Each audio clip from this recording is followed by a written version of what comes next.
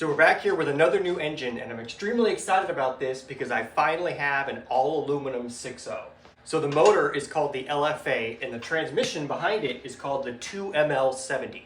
Both of these and this complete package is out of a 2009 Escalade hybrid. So the LFA was technically only out for 2 years. In 2010, they did replace it with the LZ1, which is exactly the same, just with 36-pound injectors.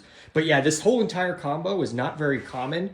Coming out in 2008, it was right after the recession, so it was a pretty expensive option. Everything was trying to do the hybrid craze, and it was more of an experiment more than anything else. So I am a pretty big fan of these. I've just never had the opportunity to work on one of these in person, until now. And I did pull this out of the truck myself. It was actually pretty difficult, and I'll go over why in a little bit. But first thing I want to do is I want to separate the engine and trans. There's a ton of weird differences with this whole hybrid system. It's pretty interesting. But yeah, get the trans off. There's not much I can tell about it because it's all kind of sealed. I want to weigh it because it's probably like 300 pounds.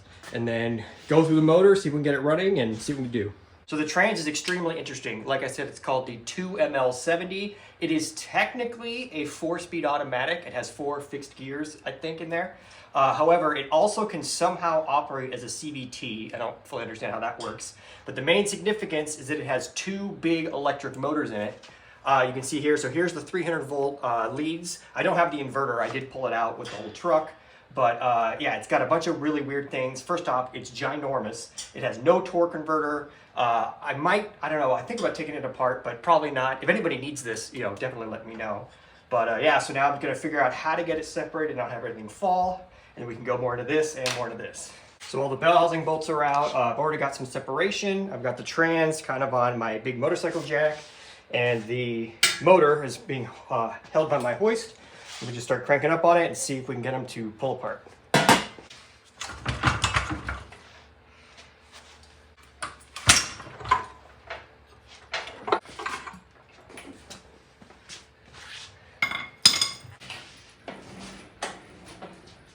So right off the bat, we can already see some weirdness. First off, so this engine does have a flex plate with teeth, despite the fact that this engine has no starter. So I'll go over a little bit when I get to the motor, all the things that are missing because it's a hybrid.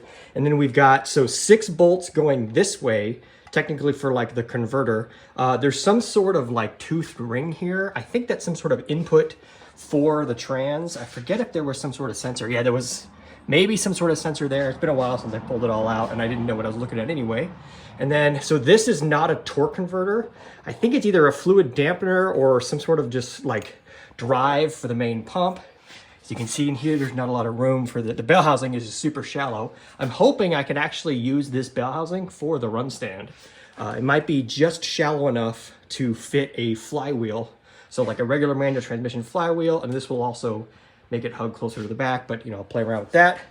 Interesting enough, it's got regular hex bolts for the bell housing instead of the normal T45 plus super crazy torques on 4L60s and stuff. And yeah, it also looked really clean, so I'm hoping that's about that. This motor supposedly ran and didn't have issues. It just was junked because of the hybrid system, so hopefully I get lucky. So the last thing I want to do before I throw this thing on a furniture dolly and set it aside is weigh it. I'm super curious to see how heavy it really is. All right, so 306 pounds, and a lot of it is rear centralized. That's why it keeps wanting to tilt.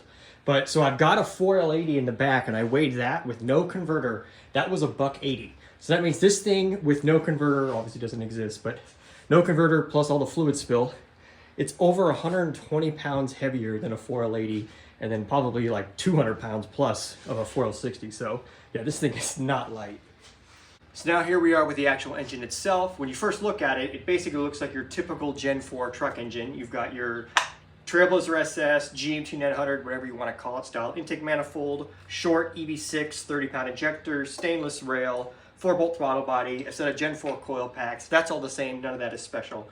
Where it gets interesting is all the accessories. So this is exactly how I pulled it out of the truck. The exhaust manifolds are off, but nothing here is missing. First, down here, we have no AC compressor. It's all electric. It's all sitting here mounted on the actual truck. Over here, we've got no power steering, no alternator. It's got a really interesting, unique bracket to help it get more water pump wrap. And finally, like I said before, it has no starter. I'm super thankful though that it is drilled and tapped for the holes. I was hoping it wasn't like the LS4, which has no provisions for a starter whatsoever because the starter's built into the transmission. But yeah, like I said, also very bizarre how the flex plate still has teeth on it. So that means the only mechanical accessory is the engine water pump. However, the coolant pump for, you know, inside the cabin and stuff, that is actually electric. So I stole all of this from the truck. This is the expansion tank and the blah, blah, blah. It's all very different than the standard non-hybrid truck. It's got these two like inline booster motors that line up to those. So that way you can still get, you know, coolant heat through the cabin with the motor off. So now I've got this thing stripped down to a long block, and I figure now is a good time to explain all the unique engine internal things that make this thing special and why I like it so much. So 2005 was the first aluminum 6.0. That's the original LS2 in the C6 Corvette. Then they came to the, let's see, the GTO and the CTS-V in 05. Then back, I think 07 or 08, they then made the next aluminum 6.0. That was when the C6 went to the LS3. That's the L67 and the L76, the L77, some of that's in Australia. Those came in like, see, the Vortec Max Silverado, the Pontiac G8, stuff like that. Those engines are interesting because they're a rectangle port. They're basically just 6-liter versions of an LS3. This, if you notice, is interesting because it has cathedral port 243s. So I'm really not sure why they did that, especially since the L92, which is effectively identical to an LS3, was already in the Escalade. That's its only engine option. But because this thing has cathedral port heads, so the 64.5 cc chambers, and almost flat top pistons, it is effectively an LS2. It does have variable valve timing, so there are valve reliefs, but the big thing about it that's a bummer is that it is active fuel management. So similar to like how the L99 is the active fuel management version of the LS3, this is effectively an active fuel management version of an LS2.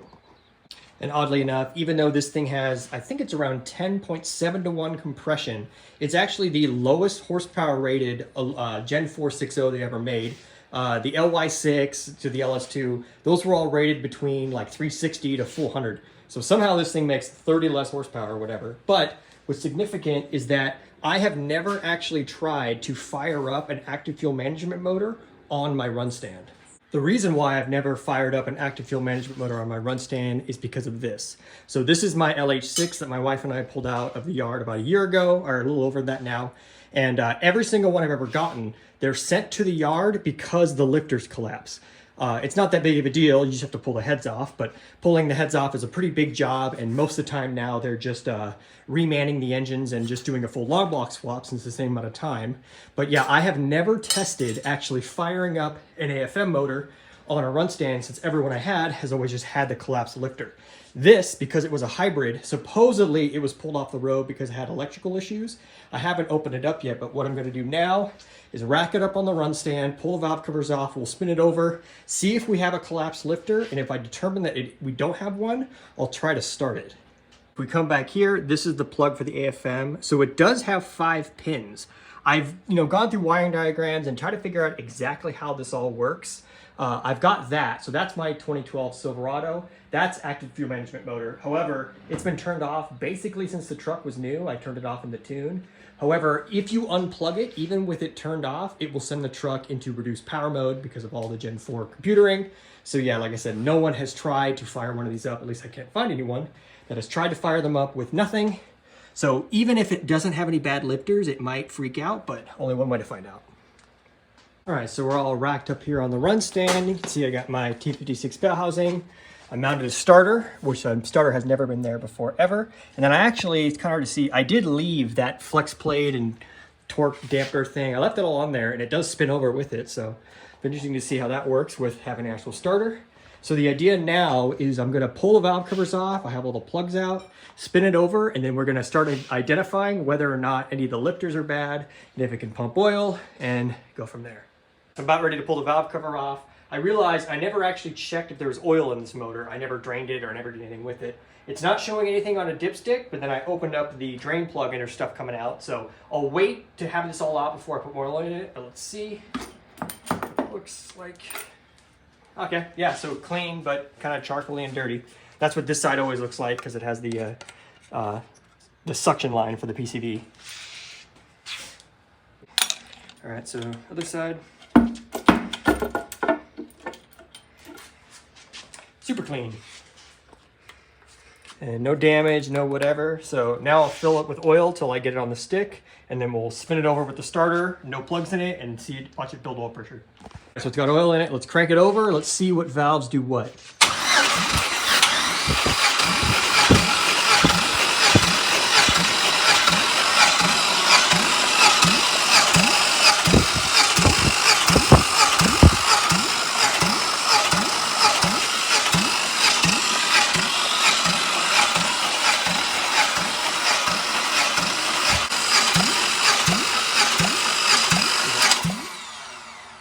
So after that test, it looks like every single valve is opening and closing. How active fuel management works is when it engages, the cylinders that turn off no longer compress the valves. It basically comes like an off-road truck going over like whoops or something, where the intake and exhaust valves stay completely closed and it's only doing the V4 pattern.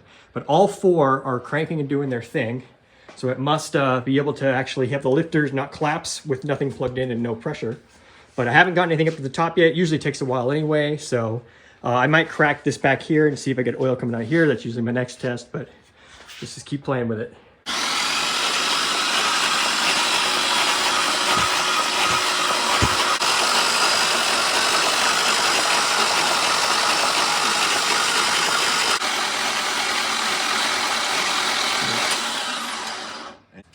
All right, so next test is I just remove the oil sender altogether. So go ahead and start it.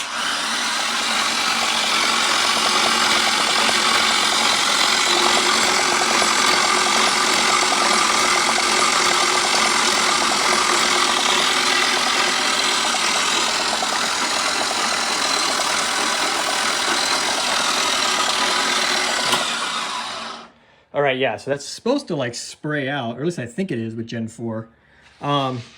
Let me see how much oil is still in it. I put a lot more in. And I said I pulled stuff out of the pan, and then I also, yeah, there was a little oil in the pan. Plus I put in several quarts on top, so let me see what's going on. All right, yeah, so I can't get it, I guess, to build oil pressure here. I can't get it to get oil pressure up here. It does take a long time for it to build oil pressure, you know, to come out here.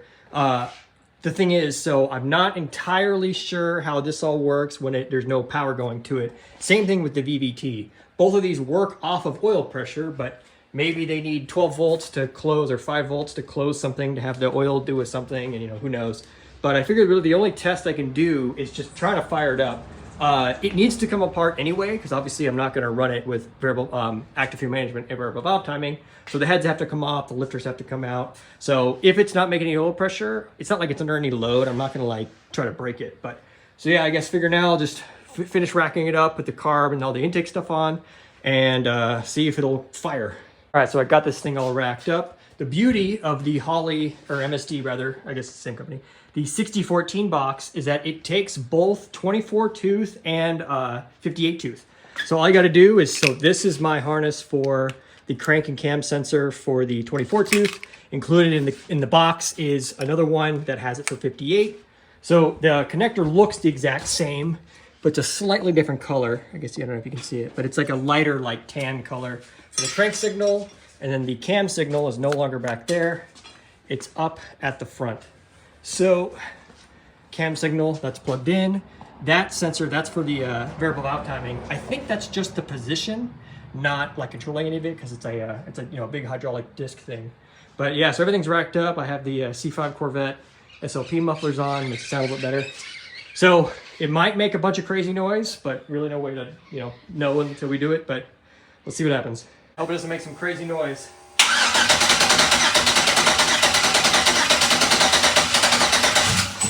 Oh, we got fire ridge. Got a lot of idle RPM. Let's see what we got.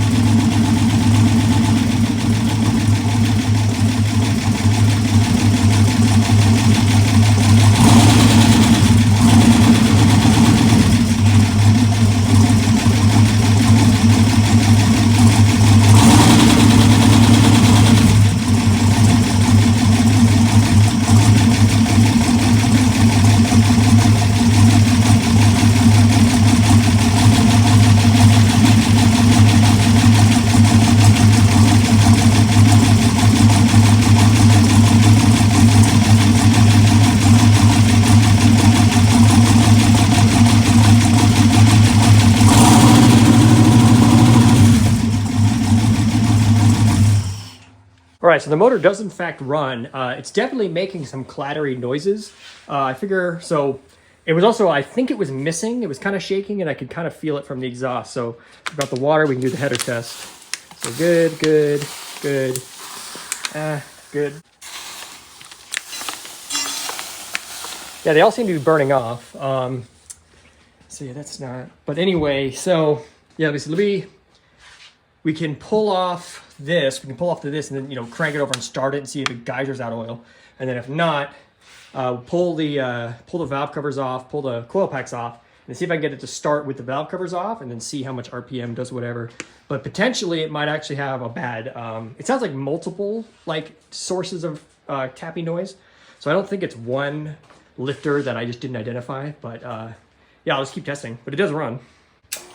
All right, so the oil thing's off. Let's see what happens.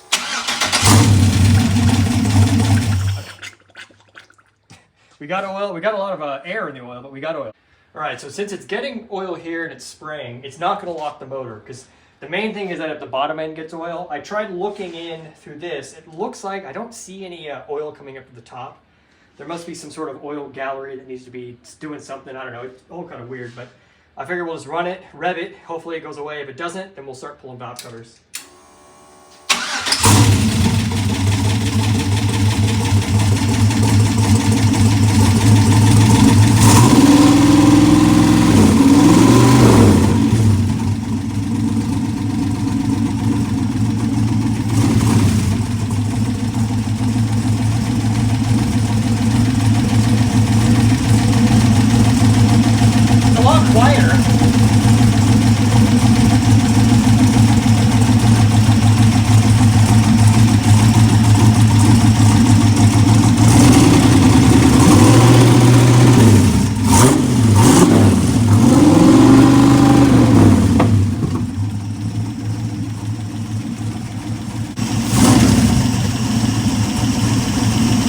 So in here, I don't know if I can get the light just right. So it looks like I don't see oil coming out of that hole. But it's definitely, the noise is definitely quieting down. Oh, it's basically gone. Yeah.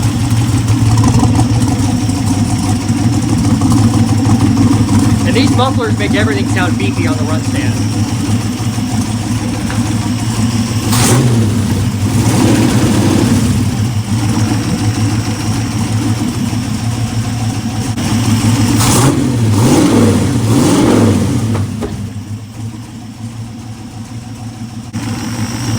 Yeah, the noise might be gone. Sounds like it's gone.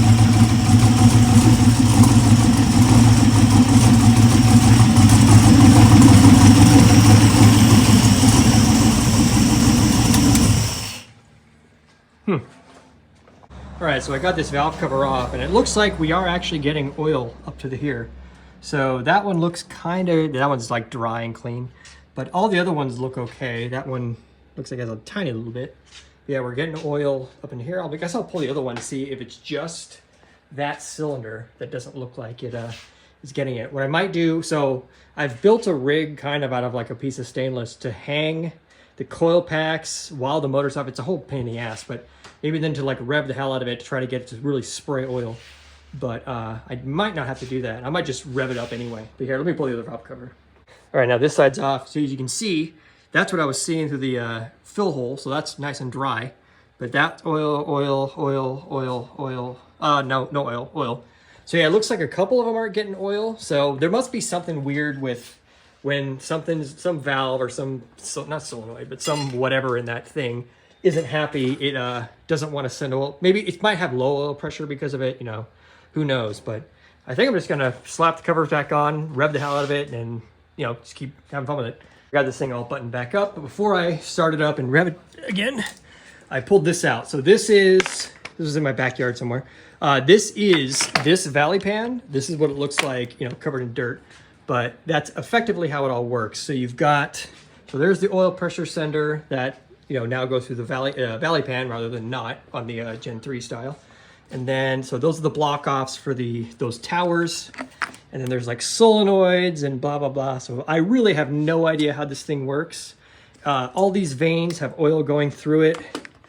But if you come back here, so yeah, in there, there's 5 pins. What I'm gonna do now is I'm gonna go and really find out what all of these pins do and everything. See if I can't get, I don't think I have a pigtail, but get a pigtail and then see. So what I really wanna do, now that I know this can run, is see if I can activate and deactivate active fuel management on the run stand. I think that'd be super cool to see it work in person, but yeah, I'll do that later though. But now that I know this is running and I don't have to take it apart, I can prepare for that project.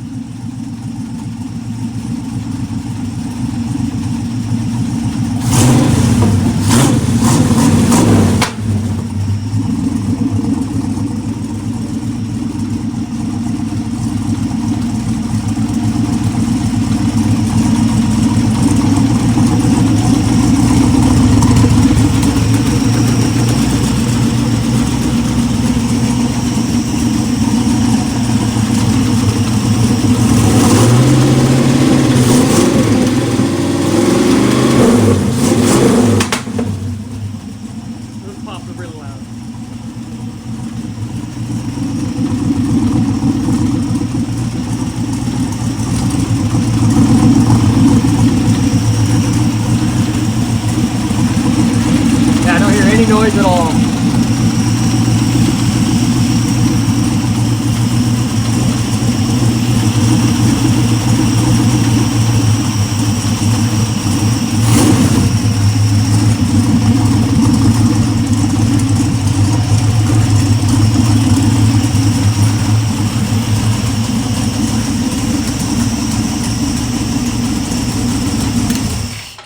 All right, so I think that about wraps it up. I'm gonna leave this thing racked up here. Normally this is where I'm saying, yo, this motor's for sale, buy my stuff, buy my stuff. This motor is not for sale. I have other stuff for sale all the time. I'm still gonna be picking up more motors, but at some point, I wanna start playing around with the wiring, see if I can get this to go into 4-cylinder mode before I pull it apart.